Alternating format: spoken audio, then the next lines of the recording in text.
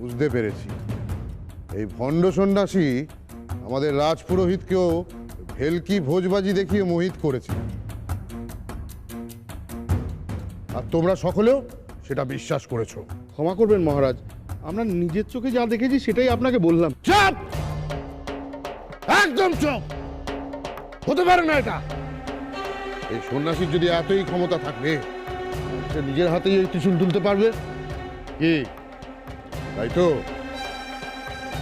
আমি নিজের চোখে দেখতে চাই, কারোর কথায় আমি বিশ্বাস করি না।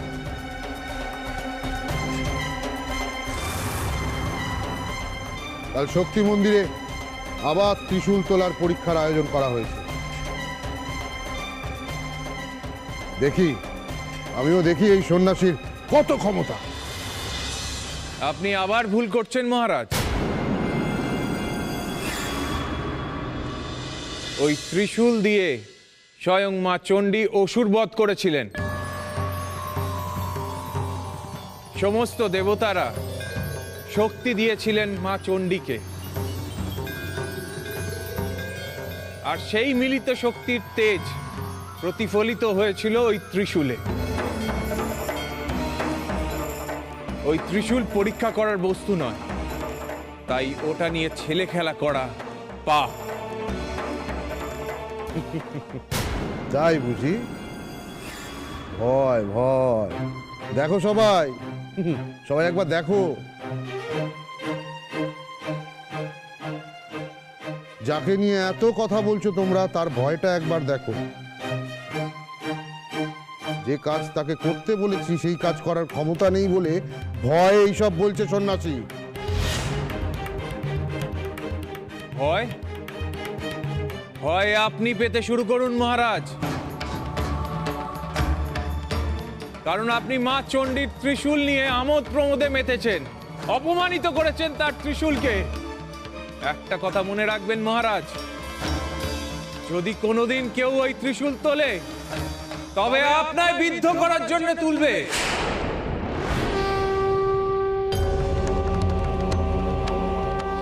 ওই ত্রিশূল আগেও পাপের বিনাশ করেছে, আজও পাপের বিনাশ করবে। অনাচারীর ওপর নেমে আসবে ওই ত্রিশূল। আমার উপর ত্রিশূল নেমে আসবে? এ না ভাবে, তারা তো সাহস।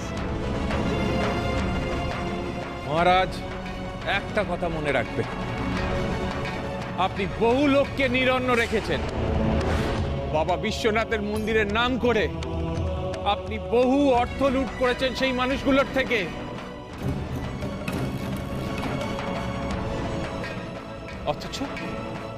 অথচ সেই মন্দিরে পুজোর আয়োজনটুকু নেই।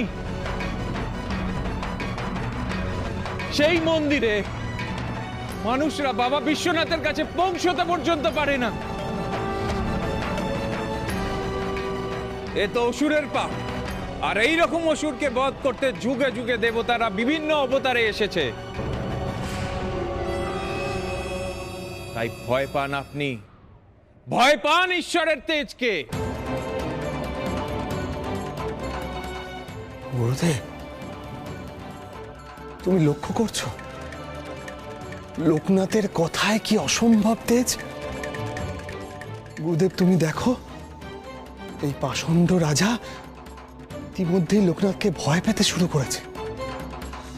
পাপীর মনে সর্বদা ভয় থাকে রেবেনি, সে শুধু ঢেকে রাখে মাত্র। লোকনাথ যা বলছে তার সর্বাংশে সত্যি, তাই রাজার আর কিছুই করার নেই।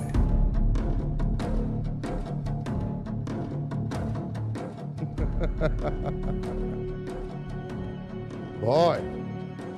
আমি ভয় পাবো? আমি সর্বশক্তিমান। এই রাজ্যে আমার বিনাশ অসম্ভব। আমি কাউকে ভয় পাই না। কিন্তু এই রাজসভায় দাঁড়িয়ে তুমি যে কথাগুলো বললে, তার জন্য কাল তোমায় ত্রিশূল তোলার পরীক্ষা দিতেই হবে। দেখবো দেখবো কত তোমার শক্তি। যদি অসফল হও তার ফলাফল কিন্তু মারাত্মক আকার নেবে। ফল প্রজারাও ভুগবে, তাদের উপরে অত্যাচার হবে। মহারাজ, ত্রিশূল তোলার পরীক্ষার ফল নিরীহ প্রজাদের ওপর কেন? তারা কি করেছে? কেন? প্রজাদের অন্ন বস্ত্রের জন্য এত কথা বলছে, এই রাজ্যের রাজাকে অসম্মান করার সাহস দেখাচ্ছে। এবার প্রজাদের উপর অত্যাচার হবে, অসম্ভব অত্যাচার। সবার ঘর বাড়ি জ্বালিয়ে ছারখার করে দেব। কি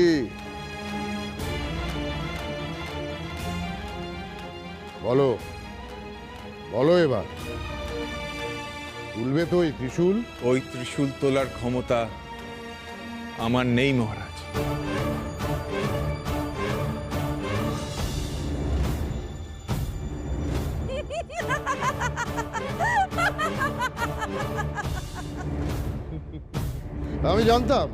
আমি জানতাম তুমি পারবে না, পরাজয় স্বীকার করবে। মহারাজ, আমার সে ক্ষমতা নেই সত্য, কিন্তু মা চণ্ডী যদি চান তার সন্তানদের রক্ষা করতে, তিনি নিজে আসবেন, তিনি নিজে এসে ত্রিশূল তুলে আপনাকে বধ করবেন।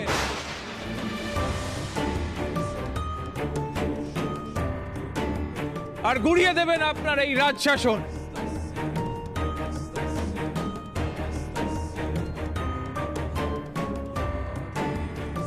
বটে?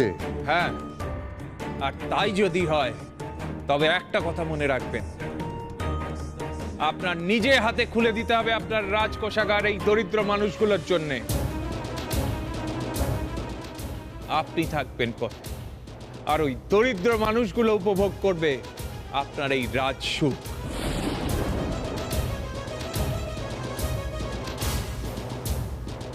তাই না, আমি পথে থাকবো, আর ওই ভিখিরির দল প্রাসাদে। বেশ, তাই হবে। আগে ত্রিশূল তো তোলো, তাহলে এর পরীক্ষা হয়ে যাবে।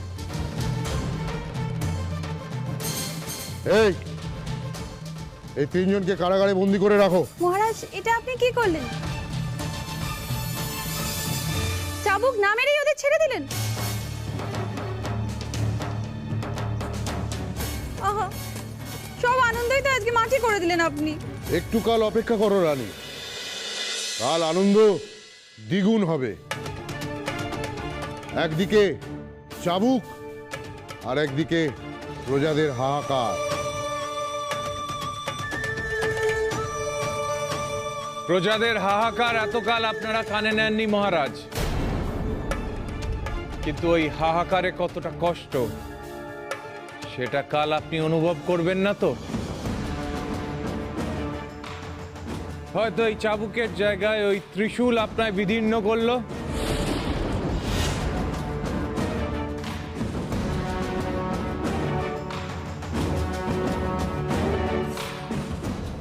একটু ভেবে দেখুন মহারাজ, কাল সকালের জন্য আমরা সকলে অপেক্ষা করব।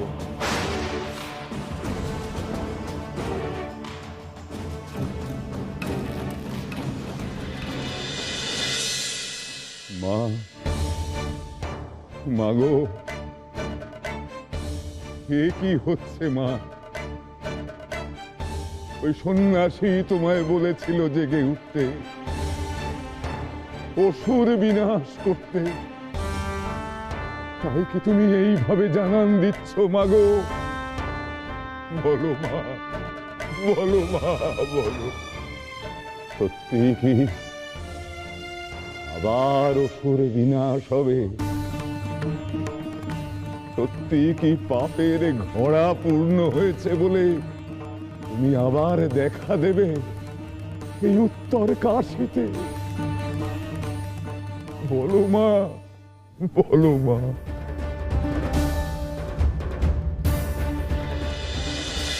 কি তুমি এত বড় কথা বললে সন্ন্যাসী?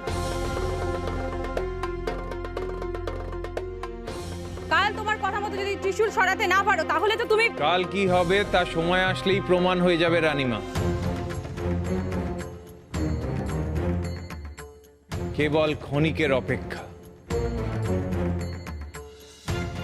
চলো রানী, বিশ্রাম কক্ষে চলো। এই তিনজন সন্ন্যাসীকে কারাগারে নিক্ষেপ করো, যাও।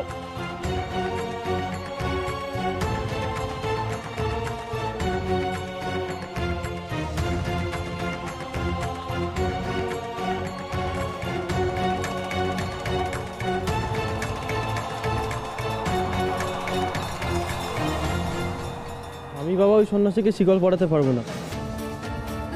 সত্যি ওনার কি ক্ষমতা আছে কে জানে, শেষকালে প্রাণটাই না। চলো চলো তোমরা।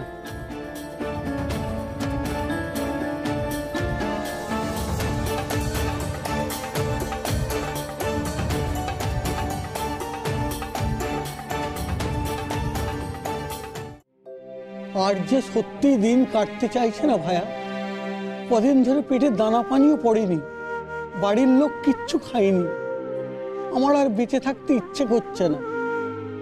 সে তো সব বাড়িতেই একই অবস্থা ভায়া। উত্তরকাশীর কোন বাড়িতে ঠিক মতো হাঁড়ি চড়ে বলো তো ভায়া? কিন্তু ওই দুজন সন্ন্যাসী যে বললেন আমাদের জন্য খাবার আনবেন, তারা তো কই এলেন না। আমি ভেবেছিলাম আজ আমার না হোক বাড়ির লোকেদের পেটে অন্তত কিছু পড়বে, কিন্তু তাও তো হলো না। যে বড় না তুমি, ওই দুই সন্ন্যাসী ঠাকুর কোথা থেকে খাবার জোগাড় করে আনবেন বলো তো? ওনারা তো ভিক্ষে করবেন, তা কে ভিক্ষে দিতে পারবে এ রাজ্যে? তার তো দেবার ক্ষমতা নেই। সবই আমাদের কপাল গো, সবটাই আমাদের কপাল।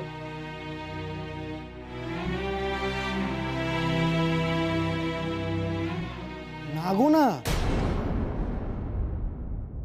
আমাদের কারোর কপাল আর একই রকম থাকবে না গো। এ রাজ্যে সব গরিব মানুষের ভাগ্য ফিরতে চলেছে, সবার কপাল খুলতে চলেছে গো।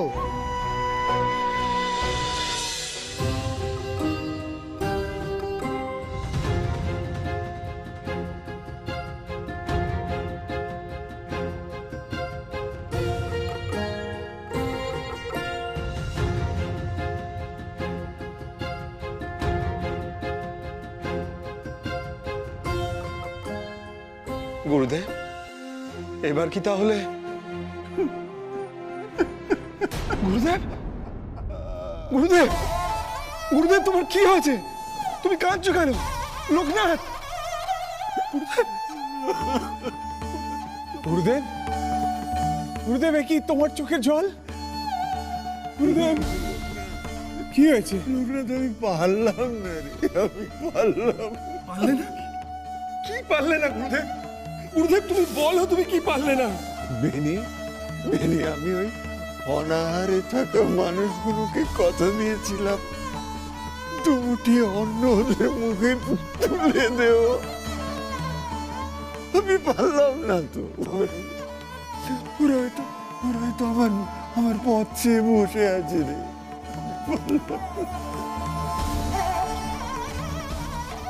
শিশুগুলো হয়তো কিছুই মুখে দেয়নি, আর নয়তো ওই পাতা সেদ্ধ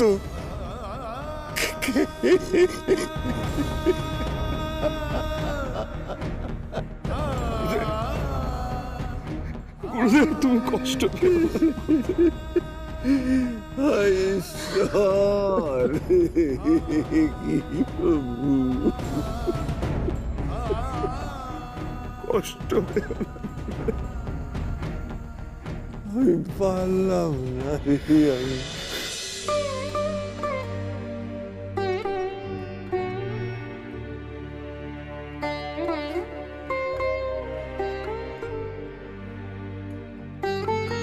এইটুকুই আছে বাড়িতে বাবা, এইটুকুই না হয় আজ খেয়ে নে। পাতা সিদ্ধ জল খেতে আর ভালো লাগে না, বড্ড খিদা লাগে মা। এর থেকে যে বাড়িতে বেশি কিছু নেই বাবা, আমি যে কি করে। বলছি কি, আজকের দিনটা কোনো মতে কাটিয়ে না। আমার মন বলছে এমন দিন আর থাকবে না। মানে ওই সন্ন্যাসী ঠাকুরকে আমি নিজের চোখে দেখেছি। আমাদের জন্য ওনার বড্ড দয়া গো। দেখুন, কাল উনি কোনো না কোনো ব্যবস্থা ঠিক করবেন।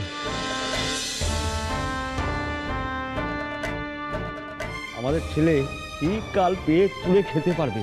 হ্যাঁ গো ভায়া, হ্যাঁ তুমি ঠিকই বলেছো। হ্যাঁ, কাল থেকে আমাদের দুঃখের দিন খুঁজবে, আমরা আবার সব ফিরে পাবো। কাল থেকে আমরা আবার খেয়ে পড়ে বাঁচবো।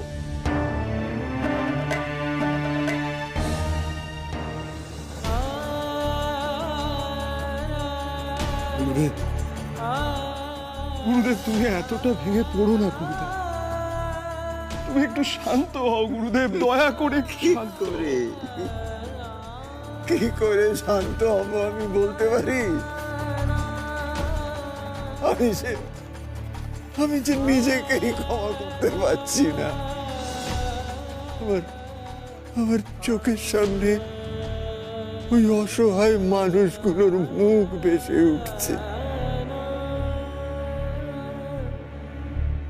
এত চেষ্টা করলাম তবু পারলাম, কিচ্ছু পারলাম। লোকনাথ, আমি শিব শম্ভুর কাছে কি করে ক্ষমা চাইবো বলতে পারি? কি করে ক্ষমা চাইবো? গুরুদেব, এত ভেঙে পড়লে চলবে না। ওনার ইচ্ছা ছাড়া কোনো কিচ্ছু হয় না, আমরা তো জানি। ওনার ইশারাতেই সবকিছু ঘটে, সবকিছু। কিন্তু লোকনাথ, ওই অসহায় মানুষগুলো, শিশুগুলো যে খিদের জ্বালায় ছটফট করছে রে। আমিও তো ওদের কথা দিয়েছিলাম আমি মাধুকরী করে নিয়ে আসবো,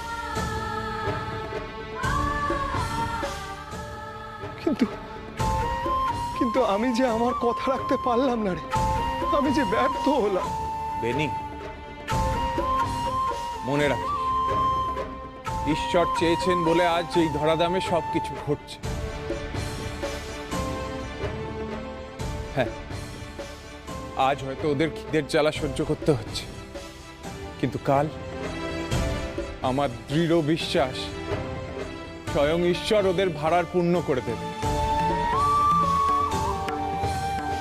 ওদের আর অনাহারের কষ্ট সহ্য করতে হবে না রে বেনি। লোকনাথ, তুই যা বলছিস তাই ঘটবে তো ভাই? তুই বল, তুই সত্যি করে বল, তাই ঘটবে তো? হ্যাঁ রে বেনি, তাই হবে। তুই এতটা নিশ্চিত হচ্ছিস লোকনাথ?